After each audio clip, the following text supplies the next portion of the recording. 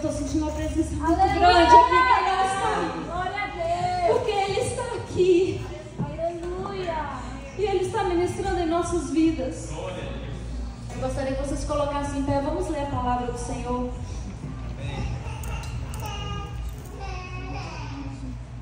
Está em Mateus, no capítulo 2.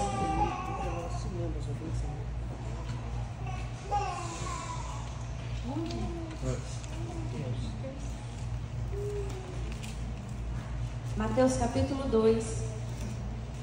Amém? Acharam?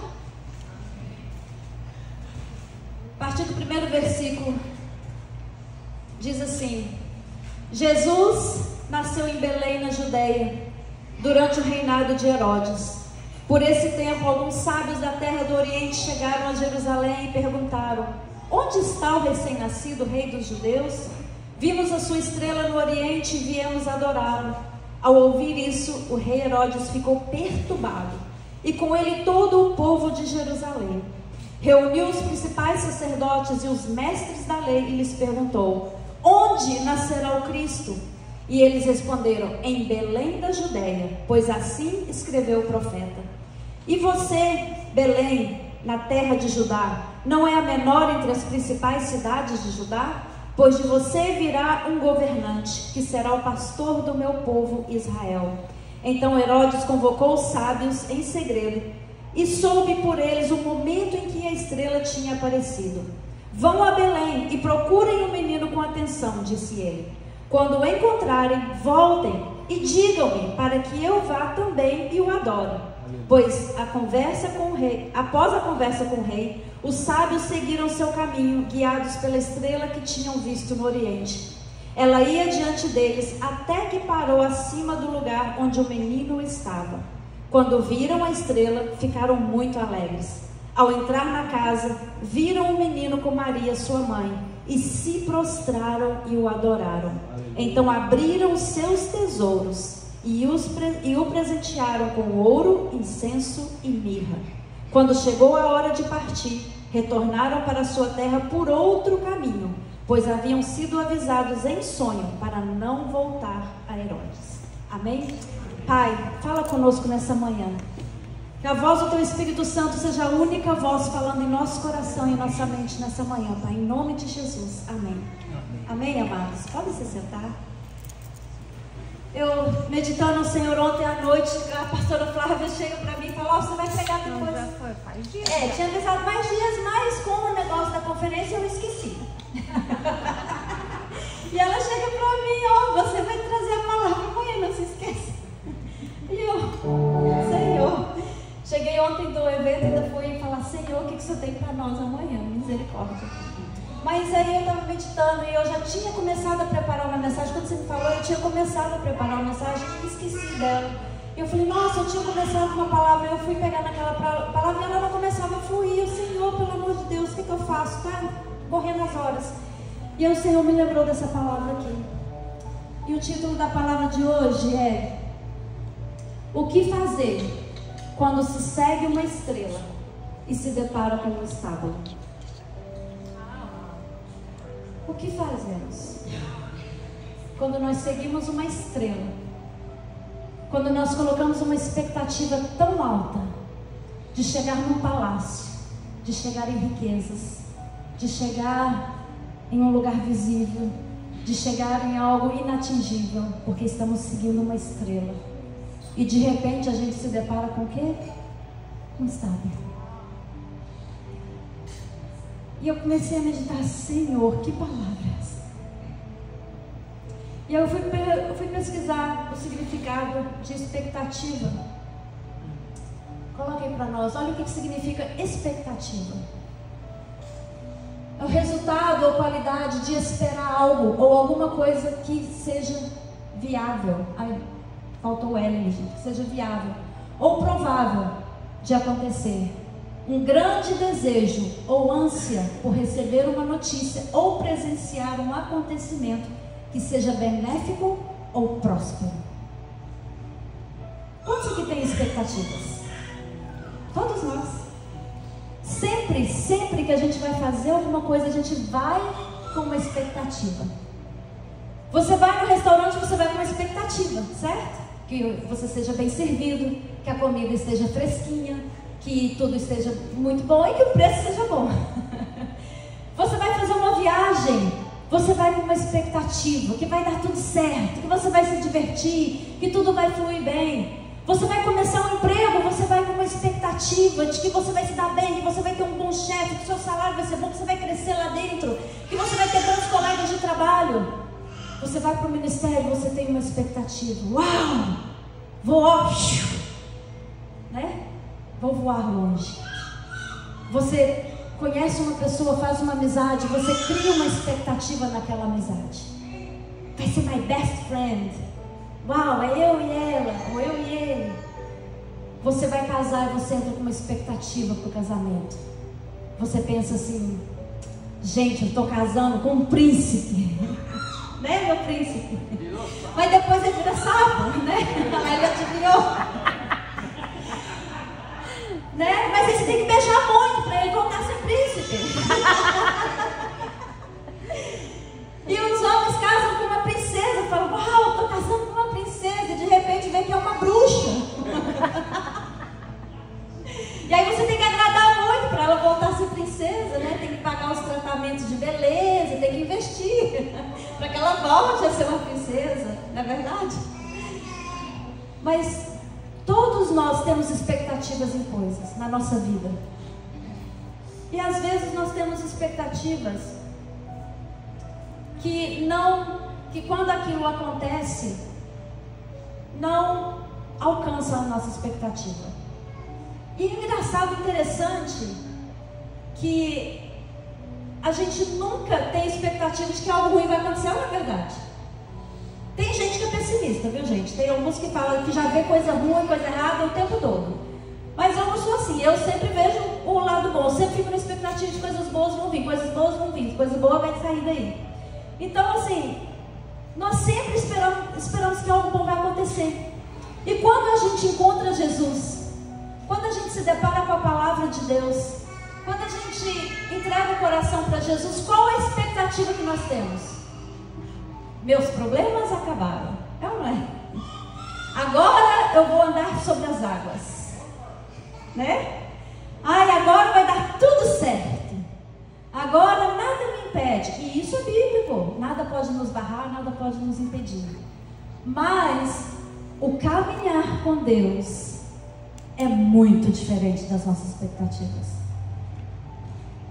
É muito diferente. Sabe por quê? Porque nós estamos seguindo uma estrela. Vocês sabiam? A estrela da manhã. Estamos seguindo a maior e mais brilhante estrela de todos os tempos.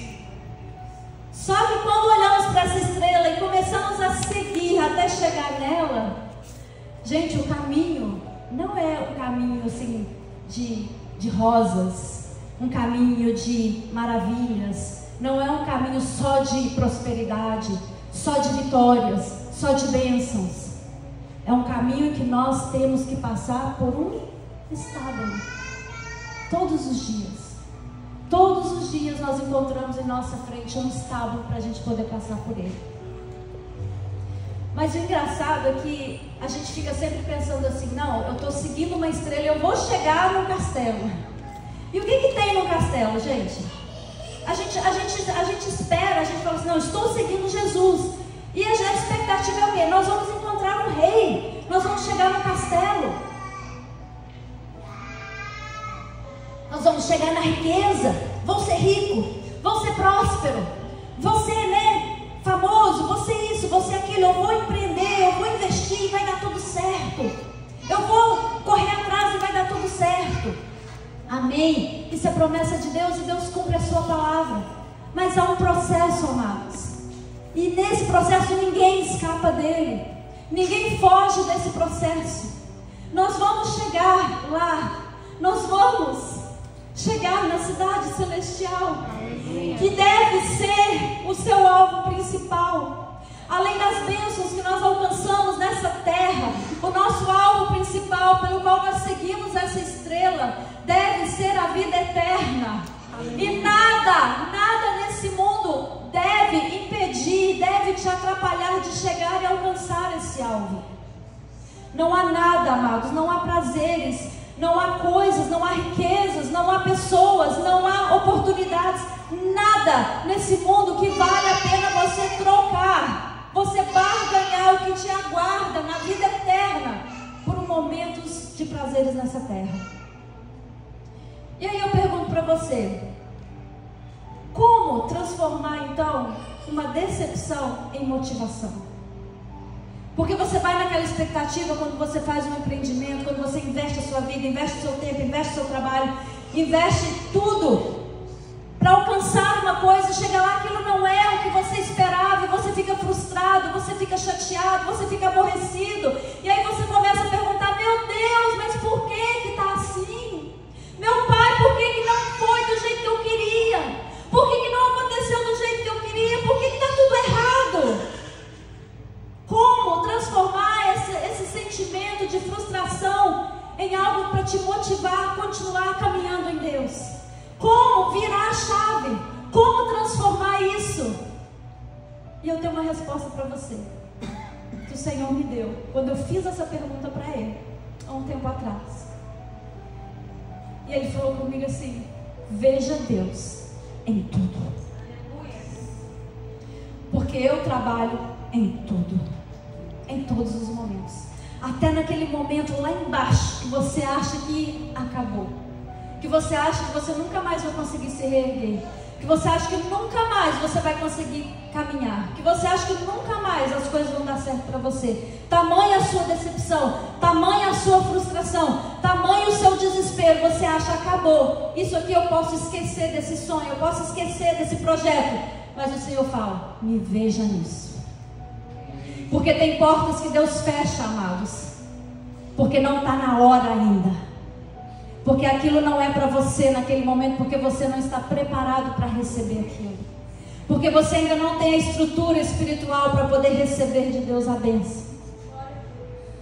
Você não está ainda do jeitinho, o seu vaso ainda não foi reconstruído, não está do jeitinho que o oleiro quer que ele esteja. Porque se não está, se tiver alguma brechinha, se tiver algum rachadinho, se tiver alguma coisinha, quando ele começar a fluir, vai vazar e vai quebrar e vai estourar o vaso. Então o Senhor, Ele age das maneiras certas, do jeito certo, para nos preparar para o que Ele tem para nós.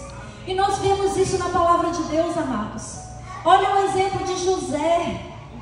José teve um sonho, o que ele viu? O que ele viu? As estrelas.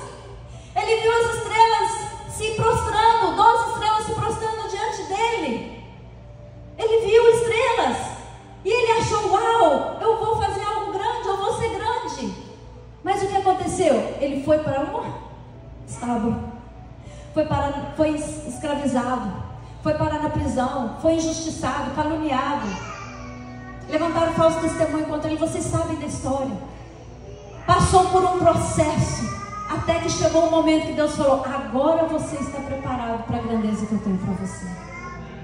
E no momento certo, Deus fez com que ele fosse lembrado. Não que Deus se lembrou dele, mas Deus fez com que ele se lembrasse, porque Deus jamais esquece de nós.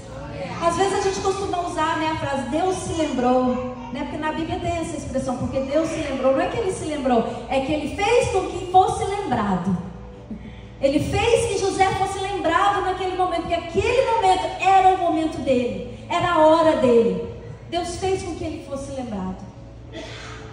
Então eu quero falar para você nessa manhã. Você está num estábulo? Você está passando por uma situação assim, e você, às vezes você se pergunta assim, como ver Deus mediante uma enfermidade? Como ver Deus numa falência? Como ver Deus num casamento arruinado, numa família destruída? Como ver Deus mediante a morte, a perda de uma pessoa querida? Como ver Deus num desastre, num acidente? Como, gente? Me fala. Na hora do desespero você fala, cadê Deus que não viu isso? Por que Ele deixou? Por que Ele não impediu? Porque a gente ouve falar de milagre, sim ou não? Nossa, que eu estava indo e tal, e Deus deu um livramento. Amém, mas e se não houve aquele livramento, se Deus deixou acontecer? E às vezes a gente começa com os questionamentos, Senhor, onde que o Senhor estava que deixou isso acontecer? Onde está o Senhor que não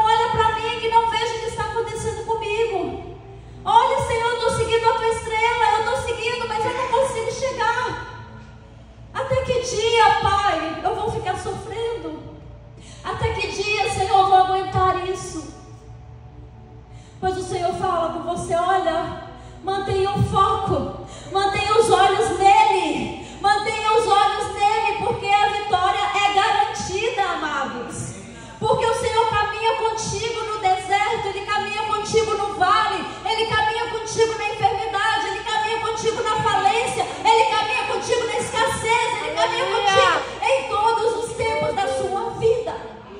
Mas às vezes nós, com a nossa dor e a nossa fraqueza e ignorância, a gente não enxerga Ele, porque nós estamos olhando para o nosso umbigo e esquecemos de olhar para o autor e consumador da nossa fé. E Ele fala: mantenha o foco. Sabe, certo dia, os escribas e fariseus foram questionar Jesus. Eles gostavam de questionar, de desafiá-lo na palavra para ver se ele ia ter resposta. E aí perguntaram para Jesus assim: mestre, o que o senhor diz a respeito de um homem que casou com uma mulher e aí de repente essa mulher ficou viúva, né?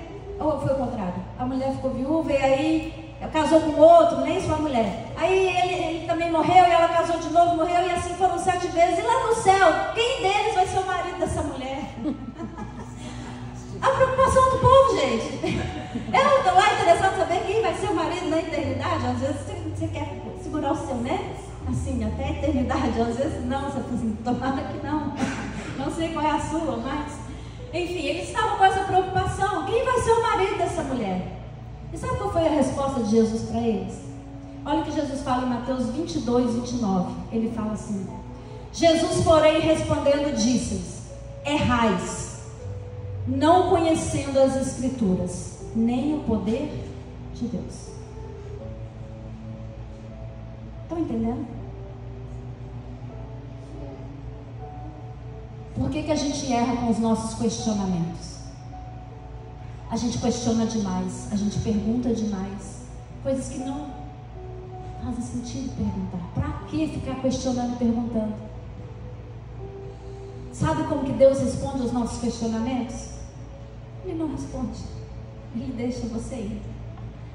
Ele só fala: confia, confia no processo. Confia no processo, porque eu estou contigo. Confia no processo, porque Ele está segurando nas suas mãos. E a gente erra por não conhecer as Escrituras e nem o poder de Deus. Quando você começa a mergulhar nas Escrituras e na palavra, você começa a conhecer quem é o seu Deus, e você começa a caminhar e começam a te bombardear de todos os lados, e luta vem daqui, luta vem dali, e facada pelas costas, e isso, e decepção, e traição, e aquilo, e outro, e aí você continua caminhando, porque você sabe o Deus que você serve, e você fala: eu não estou nem interessada da multidão do que está acontecendo em minha volta, mas eu vou continuar caminhando com foco no meu Deus, porque dele vem a minha vitória, e eu sei que foi Ele quem me chamou, e eu continuo caminhando com Ele. É verdade, amém. Não importa se vem a enfermidade, se vem a falência, se vem os problemas, se vem a tribulação, o meu Deus é comigo, porque as tribulações que passamos nessa terra não hão de se comparar com a glória que há de vir e que nos espera. Foco, igreja, foco na eternidade, igreja. Tem gente vendendo a sua salvação por um prato de lentilhas. Tem gente perdendo a bênção por coisas mínimas, coisas pequenininhas. Tem gente deixando a eternidade gloriosa que Deus tem por coisas pequenas, por um vídeo de 2 segundos na internet. Porque aquele vídeo de 2 segundos vai arrancar a sua alma da presença de Deus, vai amarrar, vai aprisionar a tua mente, a tua alma, vai te deixar cativo no pecado. Tome cuidado, tenha o temor de Deus. Sabe o que é o temor de Deus? É você saber que Deus está contigo 24 horas. O Deus de Israel, Ele não dorme. Ele está contigo 24 horas. Porque ser bonzinho, bonitinho, espiritual e ter uma orla, né, de anjinho na frente das pessoas é muito fácil. Mas quando você está sozinho lá, com seu celular, é ali que você vai provar o temor que você tem a Deus. Quando você vai fazer uma compra e fica coisas no carrinho e fica sem passar, é ali que você vai provar a tua fidelidade a Deus. Aleluia. Sabe o que Deus tem falado comigo, amados? É coisa boba, mas eu vou compartilhar que pode servir para você. O Senhor tem falado muito comigo em ser fiel nas pequenas coisas. E quando eu falo pequeno, é pequeno. Porque Deus tem feito umas coisas comigo que eu falei assim, mas até isso, pai. E Ele, até isso, seja fiel. E eu vou falar para vocês. Antes, eu acho que a maioria que faz isso. Você vai no mercado, né? Você compra, faz suas compras, põe no carrinho. E quando você chega no estacionamento, você coloca as suas compras no carro. E o que você faz? Você bota o carrinho em qualquer lugar lá, né? Deus fala assim, pega e põe lá no lugar que ele pertence. Acontece com o Senhor. Não, eles têm pessoal que vem e pega assim. Não, pega você e bota lá no lugar. Seja fiel. Seja fiel nas pequenas coisas. Ai, Jesus, tá bom, aquele calor, eu vou lá e pego o carrinho, vou lá e coloco no lugar. Então, assim, nessas pequenas coisinhas, gente. E o Senhor fala assim, se você não pode ser fiel, colocar uma coisa onde ela pertence, como você quer ser fiel em algo maior? É você ser fiel nas mínimas coisas. É você obedecer a Deus. Amém? Os judeus, gente, eles esperavam o Messias que viesse como um rei, que nascesse no palácio. É tanto que Herodes, como nós vimos na escritura que nós lemos, Herodes ficou assustado e diz que todo Israel ficou assustado. Como assim o Messias nasceu? Não era para ele estar aqui no palácio? Não era para ele ter nascido na linhagem real? De estar aqui no meio de nós? E ficaram assustados e mandaram buscar os escribas e as pessoas informadas das leis e falaram, vem aqui e nos fale onde que nasceria o Messias. E eles foram buscar as escrituras para ver onde é que tinha sido profetizado. E eles viram que seria em Belém. Não, o Messias está nascendo em Belém. Então Herodes fala com os reis magos e fala, olha, gente, olha que interessante. Os reis magos estavam seguindo a estrela, certo? Para procurar o Messias. E olha a mentalidade deles. Se é o Messias, deve estar no palácio. Deve ter vindo como um rei. E foram para o palácio. Não é assim que nós pensamos? As expectativas. Não, se é de Deus, né? E aí ele chega lá e fala, não está aqui, onde que está? E Herodes vira para eles e fala, olha, é em Belém, então vocês vão para lá. E quando vocês acharem, vocês voltam e me falam o lugar certinho onde ele está, porque eu também quero ir adorar esse Messias. E diz a palavra que eles foram a Belém. E quando chegaram lá, chegaram num lugar simples. Chegaram num estábulo onde Jesus tinha nascido e estava numa manjedoura. Gente, ele nasceu numa manjedoura, num lugar simples, não é porque ele era pobre. As pessoas têm essa visão, mas Jesus era muito pobre. Diz a palavra que foi chamado todos os habitantes da cidade para se fazer o censo, para fazer a contagem dos moradores. E quando eles chegaram, já não tinha mais lugares em hotéis, em estalagens. Não tinha mais lugar, estava tudo lotado. Imagine você indo para um evento na cidade e os hotéis estarem lotados. Você vai ficar onde você puder. Você dorme dentro do carro se for preciso. É ou não é? Você vai onde você achar. E foi no lugar que eles acharam um estábulo para ficar. E Maria já estava ali com as dores de parto. Vai ser aqui mesmo, não tem outro jeito. E ali ela estava. E quando os reis chegaram ali e viram aquele menino, eles colocaram presentes: ouro, mirra e incenso. E presentearam Jesus. E agora eu falo para vocês, o que um estábulo não tem? O estábulo não tem conforto. O estábulo não tem riquezas. O estábulo não tem amigos. O estábulo não tem visualizações, visibilidade. Mas eu te falo o que o estábulo tem. O estábulo, ele tem oportunidades. O estábulo,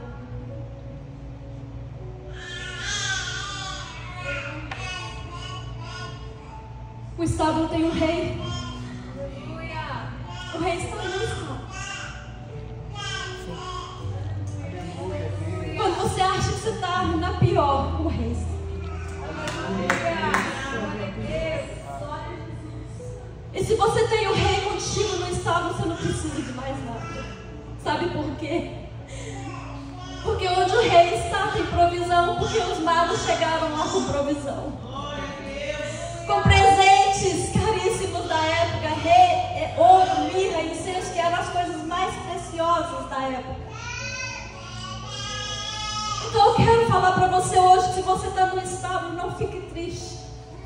Porque se o Senhor está te escondendo ali naquele estábulo, Deus precisava esconder Jesus ali porque Herodes queria matá-lo. E às vezes Deus te esconde no estábulo onde você acha que tem escassez, que não tem provisão, que não tem amigos, que não tem nada, que nada acontece, que está tudo ruim, que está cheirando mal, que está feio. O Rei está ali com você. O nosso Deus não é um Deus de palácios, igreja.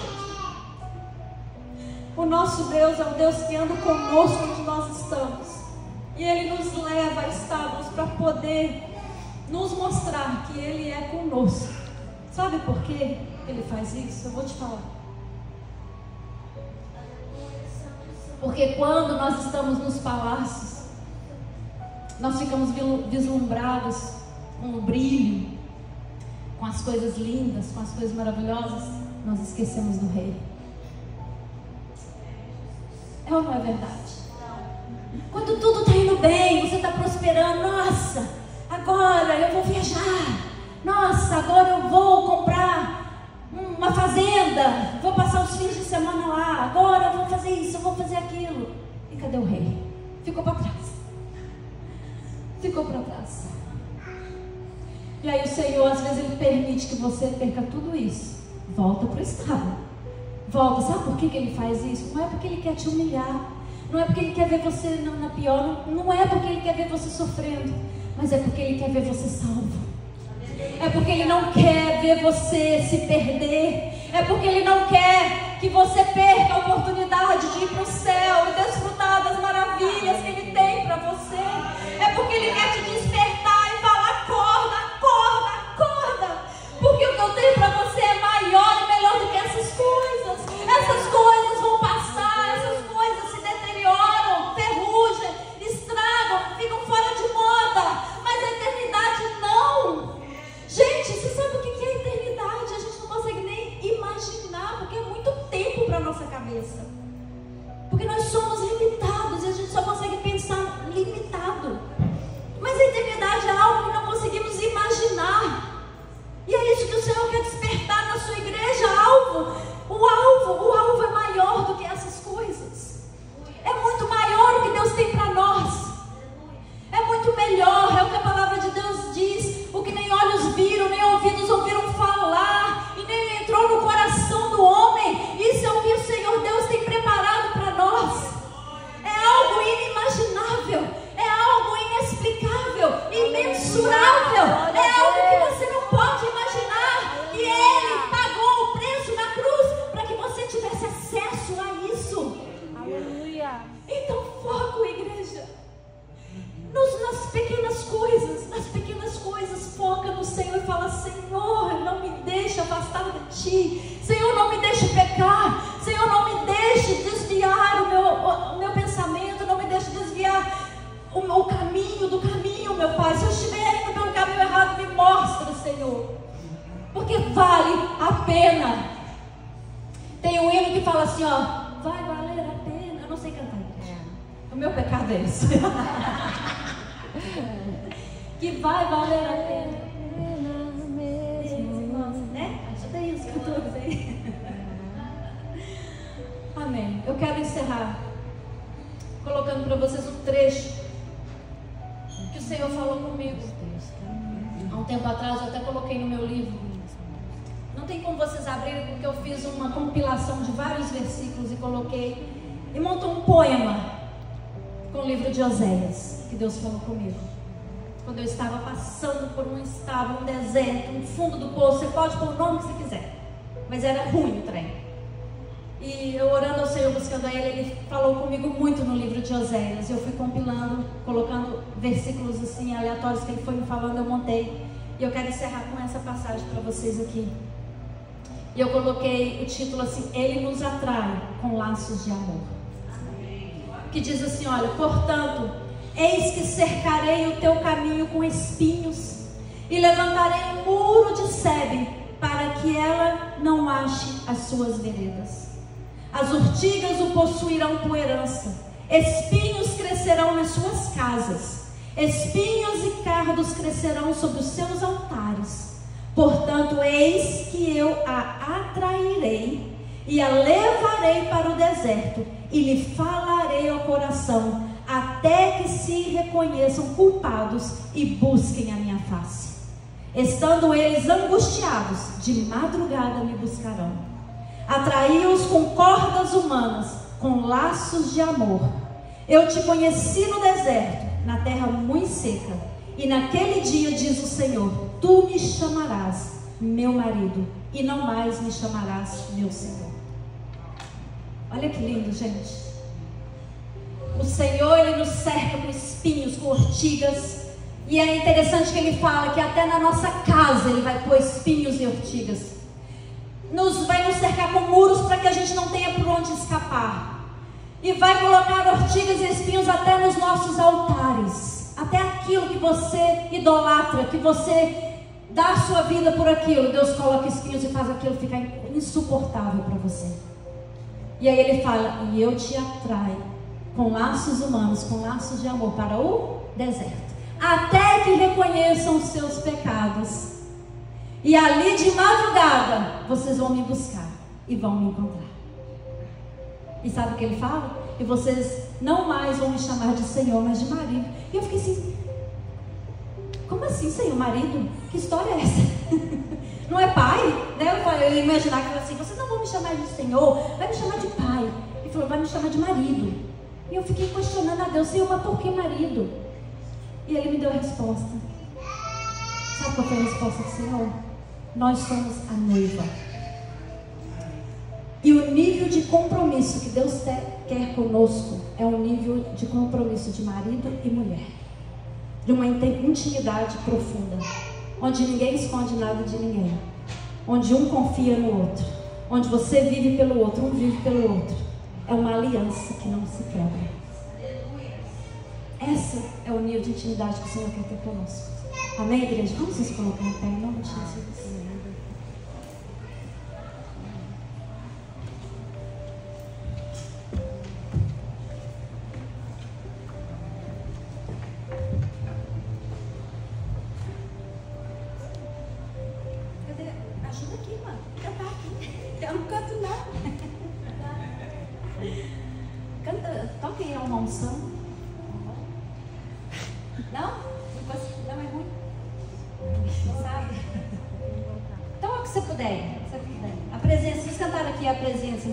Tua presença me atrai. Pode ser também.